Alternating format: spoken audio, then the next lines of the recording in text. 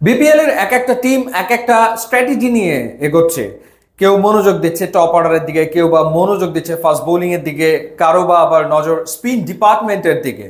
Direct signing এর মাধ্যমে শাকিব খানের ঢাকা ক্যাপিটালস এরই ভেতরে দলভুক্ত করেছে বাংলাদেশের স্পিড স্টার তাসকিন আহমেদকে এবং চমকই দেখিয়েছে রংপুর রাইডার্স থেকে সাইফ আহসানকে দলে এনে। এবার তারা বিদেশিদের দিকে মনোযোগ দিচ্ছে এবং সেই ক্ষেত্রে আলোচনা চলমান জেসন রয়ের সাথে, ইংলিশ ক্রিকেটার যিনি লাস্ট সিজনেও ঢাকা ক্যাপিটালসের হয়ে বিপিএল এ খেলেছেন, তবে মাত্র 2টি ম্যাচে তিনি মাঠে নেমেছিলেন। এই সিজনেও জেসন রয়কে পাওয়ার ব্যাপারে আশাবাদী শাকিব খানের ঢাকা ক্যাপিটালস। জেসন রয়ের পাশাপাশি ঢাকা ক্যাপিটালসের নজর পাকিস্তানি ক্রিকেটার উসমান খানের দিকে। বিপিএল এ উসমান খানও খেলেছেন এবং সেঞ্চুরিও রয়েছে তার বিপিএল এ। সো উসমান খানকেও তারা আসলে দলভুক্ত করতে চাইছে, তার সাথেও আলোচনা অনেক দূর এগিয়ে গেছে। তো সেই ক্ষেত্রে একেই তো সাইফ হাসান টপ অর্ডারে থাকছে, তার সাথে যদি জেসন রয় থাকে এবং যদি উসমান খান থাকে তাহলে তাদের টপ অর্ডারটা বেশ শক্তপোক্ত হয়ে যায়। এদিকে রাজশাহীর দিকে যদি তাকাই, তারা এরই ভেতরে দুজন ব্যাটারকে দলভুক্ত করেছে ডিরেক্ট সাইনিং এর মাধ্যমে। নাজমুল হোসেন শান্ত তিনি রাজশাহীর অধিনায়কত্ব করবেন এমনটাই শোনা যাচ্ছে। পাশাপাশি বাংলাদেশের টি-20 ক্রিকেটার এই মুহূর্তে স্টার ওপেনার তানজিদ হাসান তামিমকেও তারা দলে নিয়েছে। এবার যেটা শোনা যাচ্ছে যে রাজশাহী ওয়ারিয়র্স তারা আর এক পাকিস্তানি ওপেনারের দিকে নজর দিয়েছে। শাহিবজাদা ফারহান, এশিয়া কাপে আমরা তার ব্যাটিং দেখেছি, ভারতের এগেনস্টে এক্সেলেন্ট ব্যাটিং করেছেন। ট্যালেন্টেড ক্রিকেটার, কোনো সন্দেহ নাই, হাতে বিগ হিট রয়েছে, বড় শট তিনি খেলতে পারেন।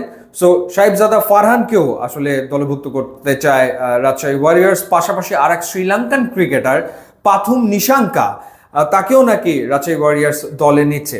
সো সেই ক্ষেত্রে আপনি এই চারজন দিয়ে তো অনায়াসে একটা 1 2 3 4 মানে top and middle order batting set করে ফেলতে পারেন, যেখানে তানজিদ তামিম রয়েছে, তার সাথে যদি শাহিবজাদা ফারহান ওপেন করেন, এরপরে হয়তো বা প্রথম নিশাঙ্কা 3-এ ব্যাট করলে 4-এ ব্যাট করবেন নাজমুল শান্ত। তো তার মানে তারা সবার আগে যেটা করেছে টপ অ্যান্ড মিডল অর্ডারটা কি হবে সেটা তারা চিন্তা করে প্লেয়ারদেরকে রিক্রুট করছে।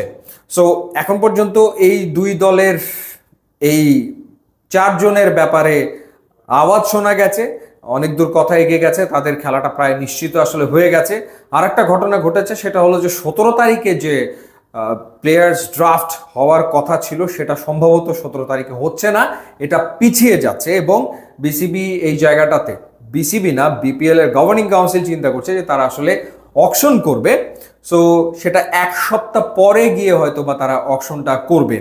আগের যে প্রসেস ছিল প্লেয়ার্স ড্রাফট সেটা আসলে থাকছে না, সেই ক্ষেত্রে তারা অকশন করবে এবং অকশন কিভাবে হবে সেটা নিয়ে এখন আলোচনা চলমান রয়েছে বিপিএল গভর্নিং কাউন্সিলের সাথে।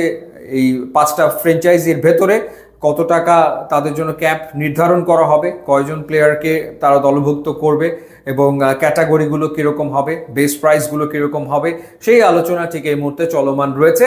সেটার আপডেট হয়তোবা আমরা কাল বা পরশুর ভেতরে হয়তোবা পেয়ে যাব। ইউটিউব এবং ইনস্টাগ্রাম লিঙ্ক দেওয়া আছে, আপনারা যোগ দিলে খুবই খুশি হবো। And thanks for watching.